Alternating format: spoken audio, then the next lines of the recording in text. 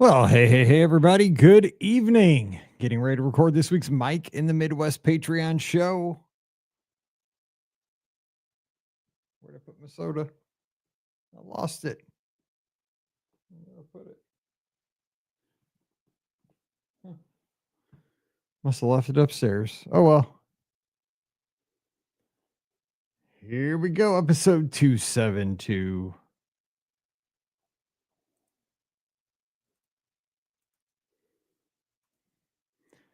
Well, hey, everybody. Welcome to episode number 272 of Mike in the Midwest, our mini podcast for the amazing patrons just like you of the Be Our Guest podcast.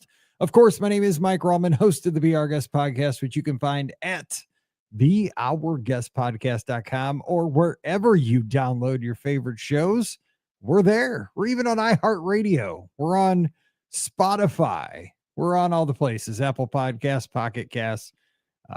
Tune in. You look for us. I bet you didn't know that. I bet you didn't even know that you can say, well, I can't say it here because I have one right behind me on the shelf.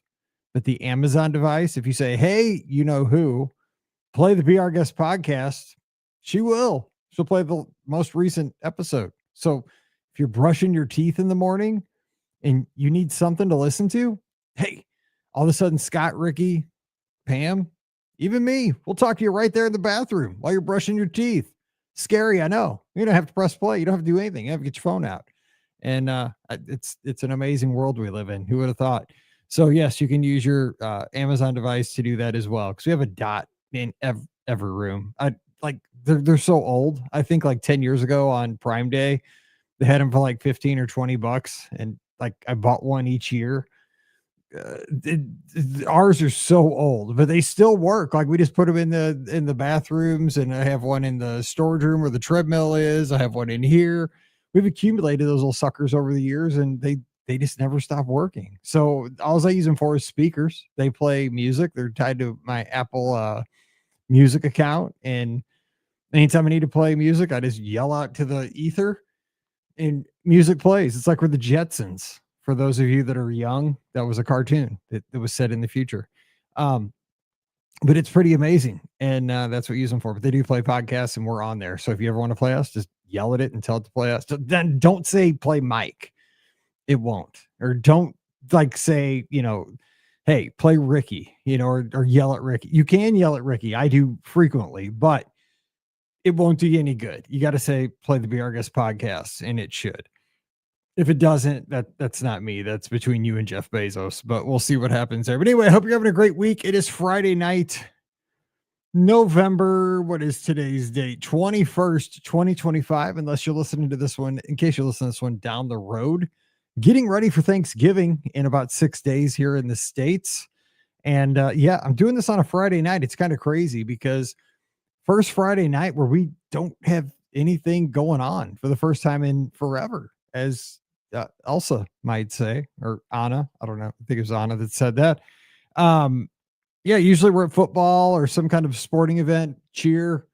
Nothing happening. Nothing happening tonight. Yes, we're in the transition time right now, actually, because last night basketball kicked off for Francis Howell. That was awesome. So we got to watch Mallory cheer the first basketball game of the year. And I'll tell you what, I'm excited.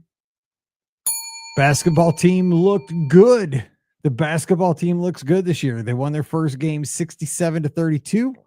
Non-conference contest against team, about 15 miles down the road. And do I get my hopes up? I don't know, because I am I'm a Howell fan. I like to see our high school do well, but it was exciting. And the thing was, going from football, especially going from SEC football, where if you know anything about college football, we're season ticket holders for Mizzou.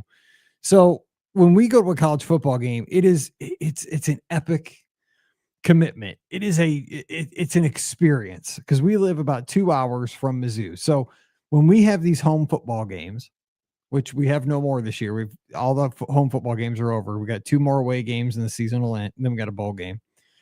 But when we have these, we love going to the home football games. They're so much fun, but it's an epic thing for us because we got to get up, drive all the way to Mizzou, 2 hours, and they're doing construction on Interstate 70 between St. Louis and Columbia, where Mizzou is, the whole way, because they're doing it between here and Kansas City, which is the other side, Columbia to Kansas City. They're doing it the whole dang way. They're adding 2 lanes in the middle to make the highway a lot better, but it's not going to end until 2030. So this is like a mess. Anyway, so it takes us forever to get to Columbia, 2 hours at least, if there's no construction messes. Then, you got to go there, and we always got to get our Shakespeare's pizza, which is what you do when you're in Columbia. It's the famous pizza place. So we go there a little bit early, get a pizza, and then we go to then you got to park your car. Now, parking a car at a college football game is a big deal. I don't know if you've ever done that, but you got to go to the assigned lot, because you can't just park. We don't have the stadium has no parking garages or parking lots. Basically, you have to get an assigned lot with your season ticket. And our lot, which we like, it's a great tailgating lot, but it is about 3/4 of a mile to a mile from the stadium. Lot X, go Lot X. But we got to park way, way down past the hospital, and got to park your car, which is, again, trying to find a spot on that lot, because everybody's, tailgating. You got tents set up. You got to try to nudge your way in between people without hitting kids throwing footballs or cornhole things. But you get in there, park your car. Then you got to, walk back to the stadium about 3/4 of a mile to a mile, get in. Of course, I have to be, or I'm early to everything in my life. If you're not, 10 minutes early, you're late. But for football games, I got to be there like 45 minutes early, because there's going to be a flyover. Got to be there for the starting lineups. You just got to, it's the whole thing. Like, it's not, you can't be there at kick. Got to be there 45 minutes early. So you're there all that time. And only if you've ever seen an SEC football game, my God, they take forever. Oh, there's so many commercials. They drag. I love football, but man, there's so many commercial breaks.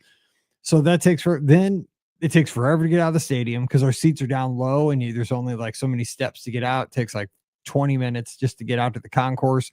You got to walk all the way back to your car. Then you got to sit. Everybody leaves this whole big Lot X. There's only like 2 exits out of the whole lot with like 1,000, 2,000 cars. I don't know. Then you got to snake your way through the traffic to get back to the interstate.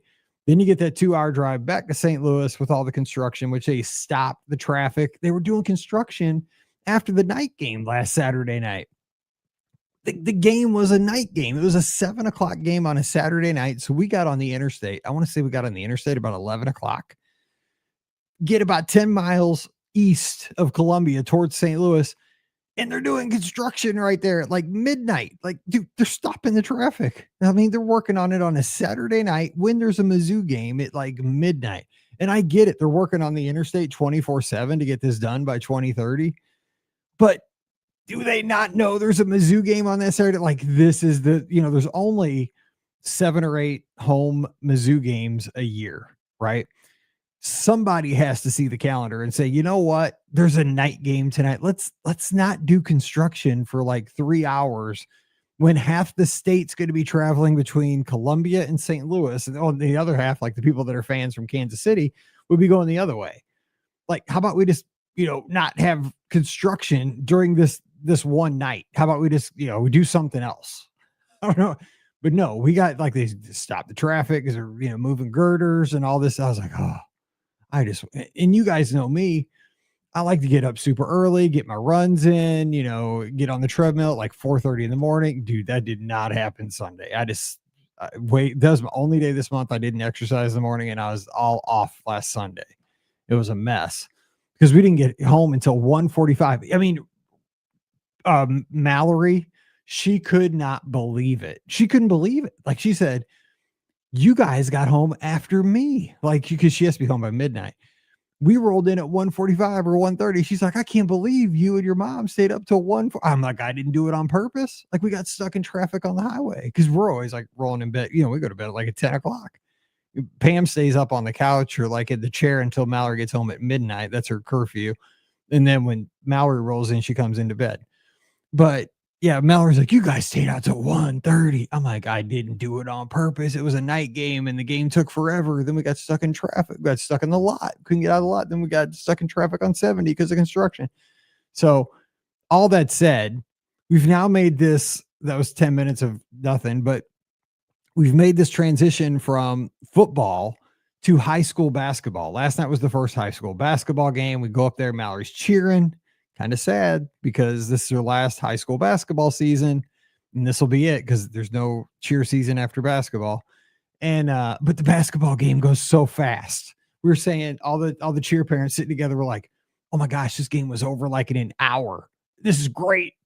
And the basketball team was good. So we're like, "This is awesome." Like we smoked the other team. Like and it was exciting. You know, they have like we installed LED lights in the gyms. We had like a LED little light show as we announced the starters. And it was just fun. It was fast. It was great. And plus you're in a gym, so you're not like freezing or hot or getting rained on. Concessions are good. Like it's plush. So we had a great time with that. Looks like it'll be a fun season. And so we're excited for that. And it's just we're holding on. Again, senior dad with cheerleading. I'm just holding on for dear life because I'm enjoying every moment that we have left. And I'll talk about kind of one other thing that we have coming up here because Paul mentions it in his feedback here in a second. But that's kind of what we're doing around here. I don't know what to do with a Friday night though, because it's usually Friday night lights. We're out of the playoffs. Playoffs are still going on. There's a few teams left, but not Howell this year. We got knocked out, but good luck to the teams that are left. The team that knocked us out got knocked out last week. So too bad, Troy. So good for you. All right, so let's hit the feedback because I don't want these shows to go. I'm trying to keep these shows under control. That not doing good at that. 40 minutes is way too long.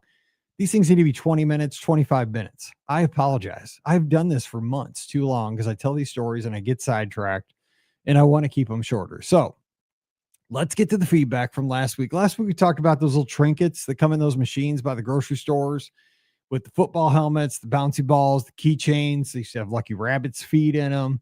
They'd have the most random stuff, stickers, little like rubber collectible statues, things like that, pencil toppers. I had so much junk. I remember I had a drawer it was like a desk when I was growing up when I was a little kid. I had like this little kind of desk in my bedroom, and that desk drawer just had this junk from those machines, basically, like everything I just described: bouncy balls, pencil toppers, erasers, stickers. Because my grandma gave me those quarters for those machines at her Tomboy store where she was a checker. Okay, let's hit the feedback and see what we got here. Paul, my good friend. I love Paul. He always emails me encouragement, and I appreciate that so much. He says, "Sorry if I'm all over the place." Paul, dude, every show, 272 shows is just me coming down here because I have no co-host. I do this on my own. It's a wonder you guys ever listen to this, because this is just you getting a picture of how my brain works. My brain is all over the place. It works very quickly. I don't know, like I taught gifted kids for a long time. I was in a gifted program when I was in school. Um, this is just how I always have been. Like I get a lot of ideas. When I was a teacher, here it is. I mean, I'm giving you a perfect example. I was starting to read Paul's feedback, and here I'm not doing it. When I taught with Pam at the elementary school at Wedgwood, one of the professional development things we did one year was we had to take this test during O week, which is orientation week. And it was like a personality profile test. Our principal, and the principal loved me, Andrew. She loved me, and she loved my buddy Dave because I think we reminded her of her two sons. And she like favored us, and we got away with murder, which all the other female teachers reminded us of that fact all the time. They're like, "You guys get away with murder. You could come in at 10 o'clock and you wouldn't even get in trouble." I'm like, "Maybe, but I'm not." But I mean, maybe you're right. Probably. Like, I'm not gonna say anything. I mean, it's me. But we obviously, I loved her because she was good to us. But one of the things she did for the staff, we had a big staff. We were in the biggest elementary school in our district of 17 elementary schools. We were at the biggest school. There was like 85 staff members at our school. We had to take this test. I forgot what it was called, like a Kobe test or a Colby or something. But what it was a personality profile test. So you had to answer all these questions. This is during O week. It was the week before school started, before the kids came back. And it asked you all these questions, and you had to answer them, as honestly as you could. And, and it was a personality profile. And then what they did was like, we took the test and again, this was like in the early 2000s. This was a long time ago. So it wasn't like on a computer. I don't think, I know we did this on paper. She took them, she sent them back. And then like, a month or two later at a staff meeting into the year, we get these graphs, right? And she has like graphs on the overhead projector, like a PowerPoint. I can't remember, but she's up in the front with like a screen in the gym where we had our staff meetings. And there's like 4 color different bars depending on like what kind of person you are. And it showed whether you were like a follow through, which was like a person who's great at like taking directions and getting the job done. Like you tell this, if you're a follow through, like you're a person that you know, you're going to be a great, what it basically was it was good because you want to have like a mix of these 4 different, you don't want to have all the same kind of person on one team, like on one committee, because nothing will get done. You want to have like 4 different kinds of people on a committee because like everybody has different strengths. That was kind of the overall goal of this, to see where your staff was. That was kind of why she did this in the end. But so you have all these different kinds of people, like a follow through is like great. Like they get you tell them like what the rules are, they're gonna make sure everybody stays on task and the job gets done. There's like the quiet like person that'll just like kind of listen to everything, but they're real timid. But they're really good because they're gonna listen to the details and make sure everything's followed. The one I was what was called a quick start. Okay. And so you're supposed like ideally most people would have like their 4 bars pretty even, right? Like you'd have this blue, this red, this green, and this yellow or whatever. And like if you're a sane person, your 4 bars are relatively close. That means you're a balanced person. Nope. My quick start bar was like 90%. And then my other bars were really, really low. But here's the only other thing that bailed me out. My profile matched exactly the principles. We had the exact same. we we were both quick starts to the point that like it was unbelievable. Out of the 85 staff members, ours were insanely identical and like off the charts compared to like most people were like relatively close to the 4 bars. Ours were not. Our quick start was like, whew. And what that meant was quick start people come up with, they're the idea people. They're the people like, I have an idea. Let's do this. But they're not the follow through people. They're not the people who say, okay, here's what we have to do to get that project through to the finish line. They're just the people that are like, we should totally do this. I got this insane idea. It's going to work. It's going to sell 1 million heartograms at Valentine's Day. We're going to make $1,000 for the American Heart Association. But you know what? This was an insane idea because our committees did work. So I was a quick start, right? But Pam, she is not a quick start at all. She's a follow through. She's a person that takes like all the ideas and she implements them. Like she loves hearing an idea, but she'll take, oh yeah, it's good, but she'll put all the details to it. The thing was, Pam and I did almost everything together at that school. Like we were the co-sponsors of student council.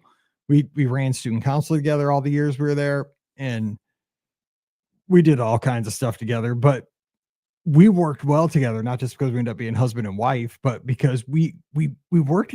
That profile was true. It worked out just right because I come with all these crazy ideas, and Pam wouldn't be like, "You're stupid." She probably thought it most of the time. She ended up marrying me, so it worked. But she would help me make it happen. Like I would come with these ideas, but I'm not great at like getting them done. And fortunately, like with my life, I've been lucky to be around people that have helped me get my projects into fruition, like this podcast. I've had this idea, but thank God my dad was around to show me how to like run a mixer and hook the microphone up. I mean, I can like research, like I researched how to upload a podcast, how to edit a podcast, how to promote a podcast. I did all that because I enjoyed it. But in life, it is cool to have like that mix of these different kinds of people on a committee. And it was cool, but this was in the early 2000s. But it was insane because I am a quick start. And that's kind of how so you're hearing how my brain works. It's all over the place. All right, back to Paul again. God bless you guys for listening to these shows because it is just scatter brain city. Paul says, sorry if I'm all over the place, but I'm catching up on a few shows of feedback. Mike, you're still having the nightmare about the high chair. Congratulations to Mallory on a great cheer career. Does her squad still have high school competitions, or is it just basketball seasons? So she has basketball until the basketball season ends, and they do have one more competition. Now, the official competition of state championship, that's over. Like the big competition, the official state competition, they're the state champions. That was it. The one at Mizzou, they're the state champs. So that's the big one. However, there's a secondary competition that they added at the state level a few years ago, and it's called Game Day State. And what this is, they added a second competition where all the schools can compete for a state title, but it's only for your competition, what you do on the sidelines. So what we won state in was like the whole thing where the girls tumble and flip and stunt and do the whole deal. Like it's more involved. It's kind of like what you would see at Summit or Worlds at Walt Disney World. It's got a lot of flipping and tumbling and like athleticism. Game Day State, which is our last competition, which will take place in February down in Springfield, Missouri. It's the best of sideline cheers. So it's what you would see at a football game on the sidelines. So it's like chants, flags, stunting a little bit. You got to stunt. You got to, put the girls up, the flyers and so forth, but it's no tumbling. It's not tumbling. It's not, that kind of stuff. Not really dance. It's a little bit of dance, but not much.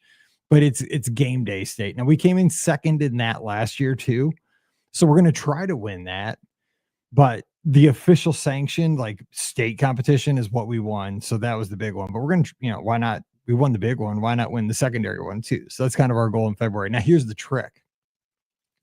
You guys know that I'm having to have my surgery after the Disneyland half, which is that first week of February.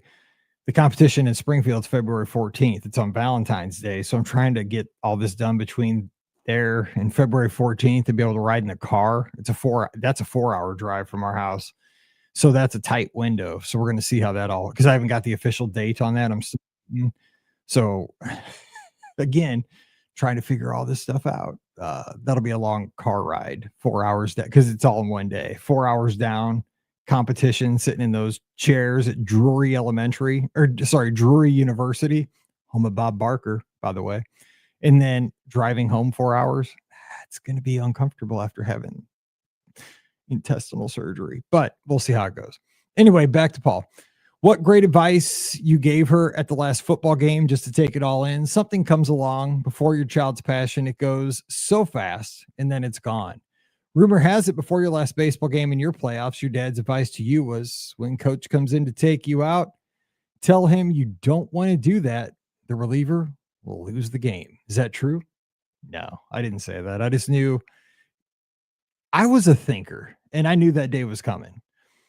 And the thing was, I had played so much baseball by the time I was a senior in high school.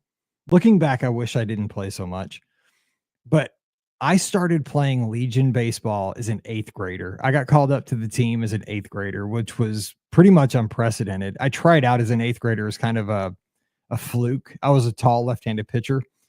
And my best buddy, Steve, who I told you passed away, he was killed by a drunk driver. He was my catcher all through Little League and middle school and stuff. And him and I, all we did was play baseball, wiffle ball. That's all we did every summer, all the time. And back in the day, they would have tryouts and all this stuff in the newspaper. And we saw that they're having tryouts for the Legion team in the newspaper. And I said, you know what? Let's go to the tryouts. Like, we're probably not going to make it. I'm too young, because he was a year ahead of me in school because of our birthdays. And I said, let's just try out. Like, if we get cut, who cares? At least we'll get to go swing in the batting cage. I'll get to pitch. You can catch, and if we make it, we do. We're not going to make it. Like, dude, there's 150 kids trying out, but let's try it. We both got cut, but we're playing against high school kids. What happened was a bunch of the pitchers ended up getting hurt that season. And I was pitching up at the up at the Corey League and umpiring. And one night, one of the coach for the Legion team came up to the Corey League and was looking for me because he saw me at the tryouts, and he was asking around like if I was up there, and he found me and he's like, yeah, you want to play still? I'm like, yeah, I'm an 8th grader, but yeah. And so I got to finish out the year with the Legion team.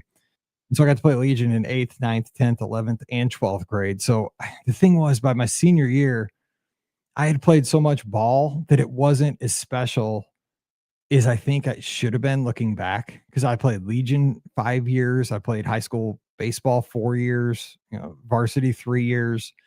I was playing JV and varsity for 3 of those years. I played so much. I was a little bit burned out. I think I'd appreciated it more if I wouldn't have played as much. So coming out wasn't as emotional as I think it was. Like looking back, it should have been. But yeah, it's kind of that, I don't know. Like I see all these reels now of these football players playing their last game. It wasn't that for me.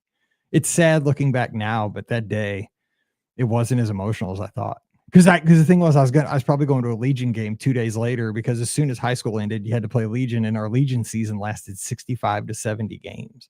So I still had 65 or 70 games to play that summer.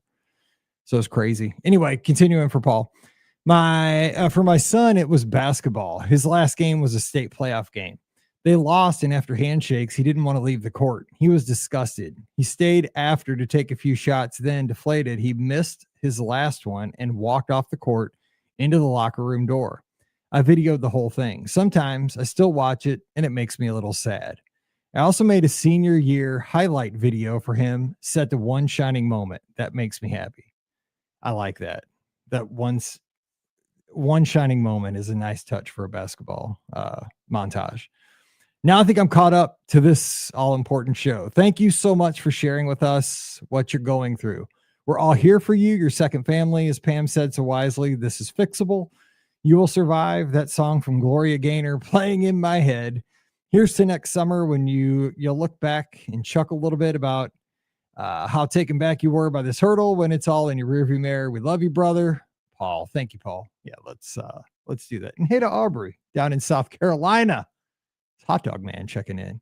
All right, Trisha's got some feedback. She says, listened to this while taking a walk in 65-degree weather. Snowed last week, and temps are likely to plummet before the end of the weekend. And I totally understand staying up late.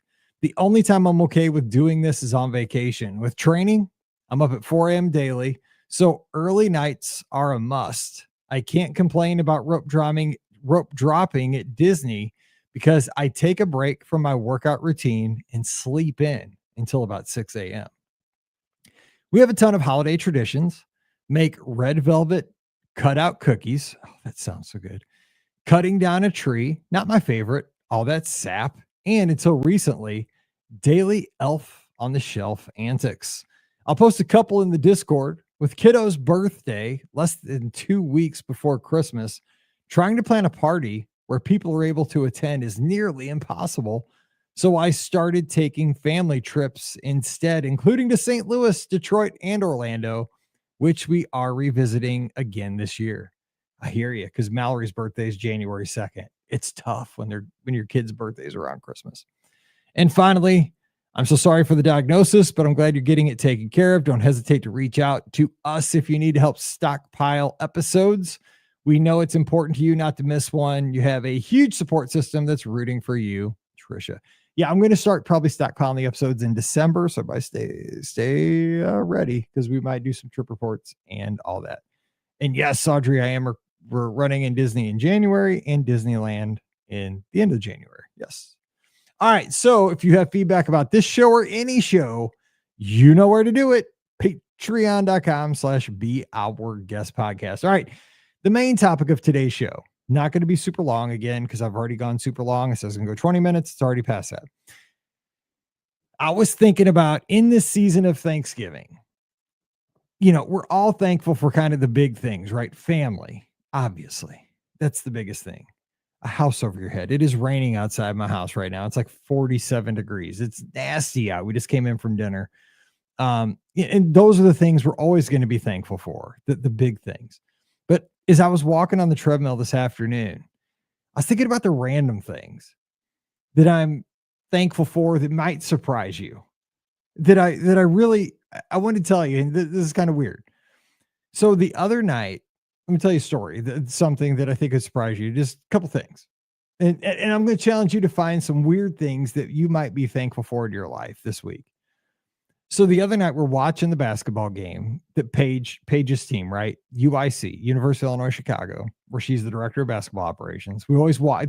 By the way, this is how I see my oldest daughter at this point in life. She's up in Chicago.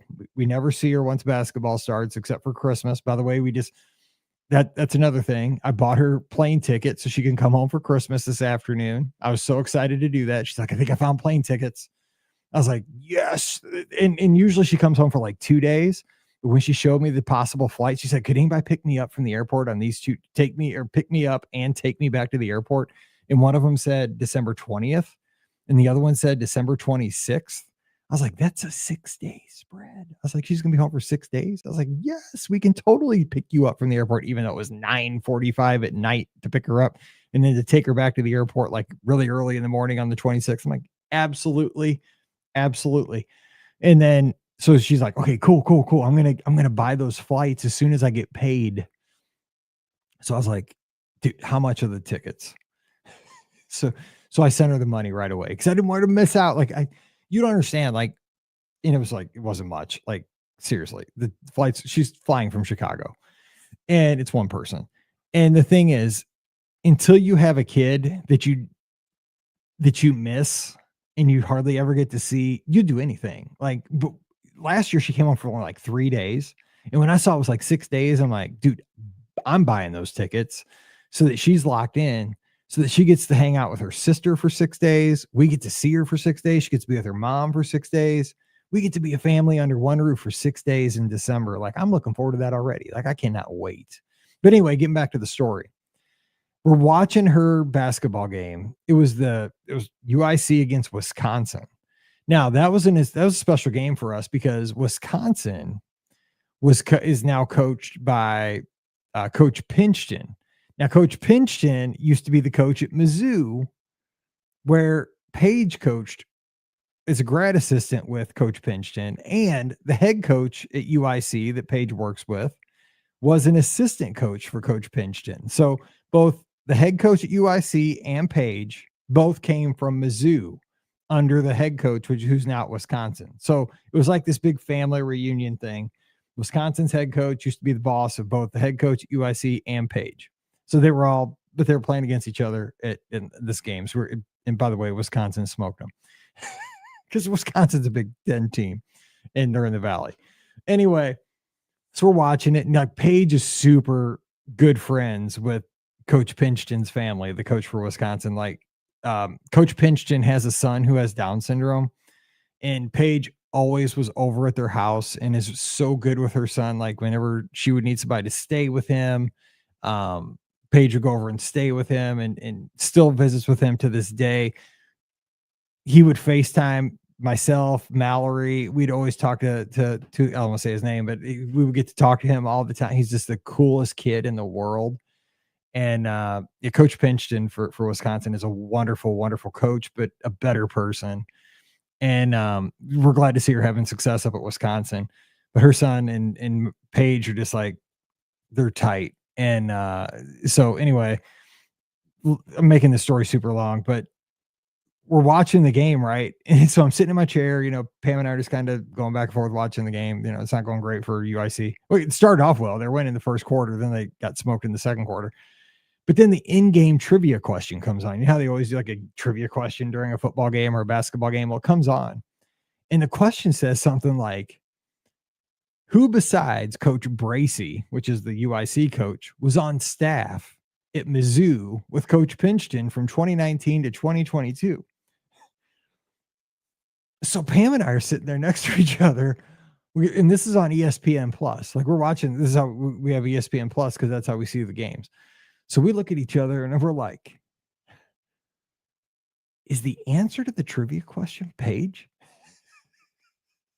We're like, it has to be, right? She's the only one that went with Bracey. When Bracey took the head coach job at UIC, the only person that left Mizzou with her was Paige. And it was in 2019. Or it was in 2022. I'm like, I think Paige is the answer to the in-game trivia question. So like, I'm like, dude, I'm locked in. So I take a picture. I real quick took a picture of the TV And then they never gave the answer. Like this was in the second quarter. They finish out the quarter. Like, of course, there's like no dead balls. Like there's no fouls hardly or anything. So it goes to the halftime. Like, oh my gosh, they're probably not going to give the answer. So we, second quarter goes through halftime. Finally, about halfway through the third quarter, they're like, oh yeah, we're going to give you the answer to the trivia question. So they pop up on the screen and like they read the question again, blah blah blah, and the whole time they're reading the question again. The camera's on Paige, like live shot. She's like moving around, doing her thing, like she's going behind the bench and talking to some other coach and talking to an official, doing her Dobo job. And then all of a sudden it pops up. Yes, the answer to tonight's trivia question is Paige Pender, director of basketball operations, since 2022, 2025. And they showed her resume that she was a grad assistant at Mizzou 2019 to 2022. I was like, holy cow, our kid, she's in-game trivia question. I'm on ESPN. I'm like, oh my God, like she's like super, like she's a big deal. So like all of a sudden my phone blows up. My brother-in-law, he's like, dude, Paige is a big deal. She was just the in-game trivia question. I'm like, I know. It's like we're sending back and forth a Ron Burgundy gif that says like, I'm kind of a big deal. It's a big deal when you're a sports person. So anyway, that was a long story to get to this story. You can tell my excitement. I love my kids. So one of the things that I wanted to push that I was thinking about that I'm thankful for, and I want you to kind of find these oddball things this week to kind of think about being thankful for, because of course we're thankful for like the turkey and the food and the housing, and we have a wonderful neighborhood that's safe. Our old neighborhood was getting sketch. In 2019 we got to move. We saved. We got to move to a safer neighborhood with better schools for Mallory. It's a blessing. Like I love where we live. I didn't have a garage at our old house. Like we have a garage where I can park my Jeep where it's safe. We didn't have that at our old house until 2019. So I don't take those things for granted. I love, I have so many blessings. This podcast is such a blessing, but here's an oddball thing. So I posted those pictures on Facebook, like as a joke, right? I was like those screenshots. I said, I think I know the answer to tonight's in-game trivia. I put like go Flames, MIZ. And I saw the next morning Paige's, because I'm Paige's stepdad, obviously, if you don't know that. I mean, I consider her my daughter just as much as Mallory. I love her, couldn't love her anymore. I mean, I'm so proud of her. I've been around like since she's 4. Like when I was teaching at Wedgwood, she would always go with me. Anytime I went to make copies in the teacher's lounge, she was always holding my hand, going down there. Like it was just, we've been together ever since. Even before like Pam and I were married, like she always just kind of had a liking with me, and I thought she was a cool kid, and we've just been together ever since. And but I saw the next morning that her dad like had liked the post, and like and I follow her dad and his wife on Facebook, and they're just cool people. They're just really cool people. Her dad, like he's just a good guy, and her stepmom is a really good lady. And the thing is, you're probably thinking that's kind of weird, but here's the thing. It's one of the things I'm thankful for is that growing up when Paige was little, is that I'm trying to mute that beeping here from the clubhouse, is that we had a great relationship. Paige's dad and her stepmom and Pam and myself, because it could have been weird because obviously when she was younger, she would go back and forth each weekend. She'd be with her dad or she'd be with us. And he lived about 45 minutes away from us. She'd go there for one weekend. She'd be with us for one weekend. So on Sunday nights, we'd go pick her up, and Fridays we'd drop her off and so forth. But the thing is, we all got along. Like we'd hang out a lot on the weekends. So some weekends, like when John and Kristen would have her, we'd go down, because the thing is, Paige was always in sports. So like you couldn't do part-time sports. So she'd be in 2-3 soccer teams at the same time, a select soccer team, a CYC soccer team, what have you, softball, basketball. So like I wasn't going to not go to her games on the weekends where her dad had her. And the same, like I wanted her dad to come when it was our weekends. And here's the crazy thing. There were a couple soccer teams that her and her dad we coached. I coached it with her dad. Like it was people thought that was the weirdest thing ever. John and I were the soccer coaches. It was Paige her dad and her stepdad were the coaches. And people were like, this is whack. But we got along. And you know why we got along? It was because of Paige. It was because John's a good guy.